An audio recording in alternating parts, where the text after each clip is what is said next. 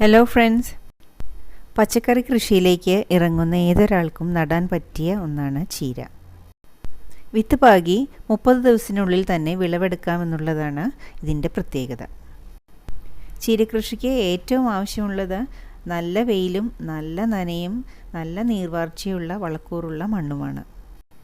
Grow ബാഗിലോ ചെടിച്ചട്ടിയിലോ ബെഡിലോ ഒക്കെ നമുക്ക് ചീര നട്ടു വളർത്താം. ചീര വിത്ത് പാകി മുളപ്പിക്കുന്ന ഒരു വിളയാണെന്ന് എല്ലാവർക്കും അറിയാലോ. ചീര വിത്ത് ഉറുമ്പെടുത്തുകൊണ്ട് പോകാറുണ്ട്. അതൊഴിവാക്കാനുള്ള ഒരു പൊടിക്കൈയാണ് ഞാൻ പറയാൻ പോകുന്നത്. ഒരു പരന്ന ചട്ടിയെടുത്ത് അതിൻ്റെ ചുവട് ഭാഗത്ത് അല്പം പൊട്ടിയ ചെടിച്ചട്ടിയുടെ കഷ്ണങ്ങളോ അല്ലെങ്കിൽ ഓട്ടിൻ കഷ്ണങ്ങളോ നിരത്തണം. ഇതിൻ്റെ മുകളിലായി നമുക്ക് വളക്കൂറുള്ള മണ്ണ് നിരത്താം. ഇത് നന്നായി നനച്ചതിന് ശേഷം ചീരവിത്ത് നമുക്ക് മീതെ തൂക്കിക്കൊടുക്കാം. ചീരവിത്തിന് വലിപ്പം വളരെ കുറവായതിനാൽ അടുത്തടുത്ത് പോകാൻ സാധ്യതയുണ്ട്. ഇതൊഴിവാക്കാനായി അല്പം മണൽ ചേർത്തിട്ട് നമുക്ക് പാകാം. വിത്തിൻ്റെ മുകളിലായിട്ട് അല്പം കൂടി മണ്ണ് തൂവിക്കൊടുക്കാം. വിത്ത് തെറിച്ചു പോകാത്ത വിധത്തിൽ അല്പം വെള്ളം ഇതിൻ്റെ മീതെ നമുക്ക് തളിച്ചു കൊടുക്കാം. വിത്ത് ഉറുമ്പുകൾ തിന്നാതിരിക്കാനായി ഇതിൻ്റെ മുകളിലായി അല്പം റവയോ അല്ലെങ്കിൽ അരിമണികളോ തൂവിക്കൊടുക്കണം.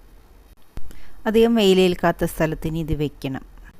ഉറുമ്പ് റവ തിന്ന് തീരുന്നതിന് മുമ്പേ തന്നെ നമ്മുടെ ചീരവിത്തെല്ലാം മുളച്ചിട്ടുണ്ടാവും. തൈകൾ ഒരു 4-6 ഇല പ്രായമാകുമ്പോൾ നമുക്ക് ചെടിച്ചട്ടിയിലേക്കോ ഗ്രോ ബാഗിലേക്കോ ഒക്കെ പറിച്ചു മാറ്റി നടാം.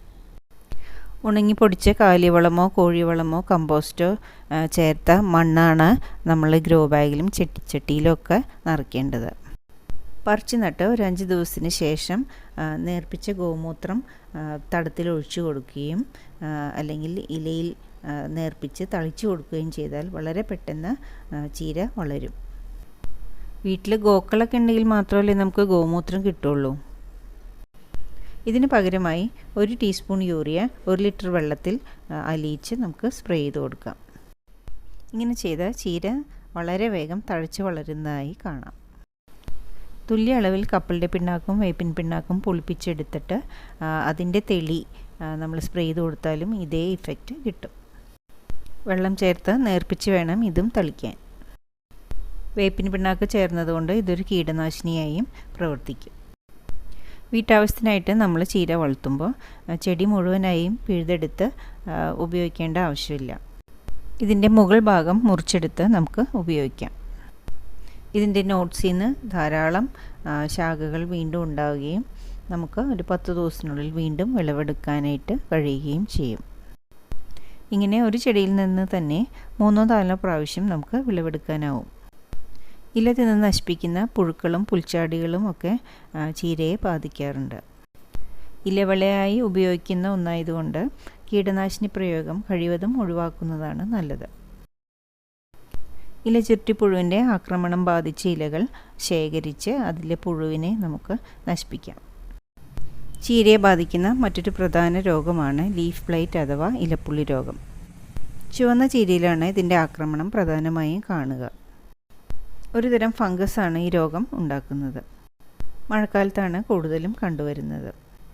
ഇലകളിൽ അവിടെ വെളുത്ത പുള്ളികളായിട്ടാണ് ഇത് കാണപ്പെടുന്നത്. സ്യൂഡോമോണാസ് ലൈനി തളിച്ചു കൊടുത്താൽ ഒരു പരിധിവരെ ഇതിനെ അകറ്റി നിർത്താം. 2 ടീസ്പൂൺ മഞ്ഞൾപ്പൊടിയും 1/2 ടീസ്പൂൺ ബേക്കിംഗ് സോഡയും 1 ലിറ്റർ വെള്ളത്തിൽ അലിയിച്ച് അരിച്ചെടുത്തിട്ട് സ്പ്രേ ചെയ്യുന്നതും നല്ല റിസൾട്ടാണ് തരിക. CO1 എന്ന പച്ച ഇനം ചീരയ്ക്ക് ഈ ഇലപ്പുള്ളി രോഗം ബാധിക്കാറേ ഇല്ല. പച്ചയും ചുവപ്പും ഇടകലർത്തി നടുന്നതും ഈ രോഗം തടയാൻ നല്ലൊരു മാർഗമാണ്. നല്ല വെയിലുള്ള സ്ഥലമാണ് ചീര നടാൻ ഏറ്റവും അനുയോജ്യം. നല്ല വെയിലുള്ളപ്പോൾ 2 നേരം നനയും ആവശ്യമാണ്. തടത്തിലെ മണ്ണ് വരണ്ടു പോയാൽ ചീര പെട്ടെന്ന് പൂവിടും. അങ്ങനെ വരുമ്പോൾ ഇലകളുടെ മാർദ്ദവമെല്ലാം നഷ്ടപ്പെട്ട് അത് ഭക്ഷ്യയോഗ്യമല്ലാതായി തീരും. അതുകൊണ്ട് ഇക്കാര്യം പ്രത്യേകം ശ്രദ്ധിക്കുക. ചീര നടാൻ അങ്ങനെ പ്രത്യേകം സീസണൊന്നുമില്ല. എങ്കിലും തുടർച്ചയായി മഴ പെയ്യുന്ന സമയത്ത് ചീര അത്ര ശരിയാവാറില്ല. കണ്ണാറ ലോക്കൽ, അരുൺ എന്നിവ ചുവന്ന ചീരയിലെ നല്ല ഇനങ്ങളാണ്. മോഹിനി, CO1 എന്നിവ പച്ച ഇനങ്ങളിൽ നമുക്ക് വീട്ടിൽ വളർത്താൻ പറ്റിയ ഇനങ്ങളാണ്. അപ്പോൾ ഇനി ഒട്ടും താമസിക്കേണ്ട, ഉടനെ തന്നെ കുറച്ച് ചീരവിത്ത് നട്ടോളൂ. എൻ്റെ ഈ വീഡിയോ ചീരകൃഷിയിൽ നിങ്ങൾക്ക് ഏറെ പ്രയോജനപ്പെടുമെന്ന് എനിക്ക് വിശ്വാസമുണ്ട്. ഈ വീഡിയോ ഇഷ്ടപ്പെട്ടാൽ ലൈക്ക് ചെയ്യാനും ഷെയർ ചെയ്യാനും സബ്സ്ക്രൈബ് ചെയ്യാനും മറക്കില്ലല്ലോ.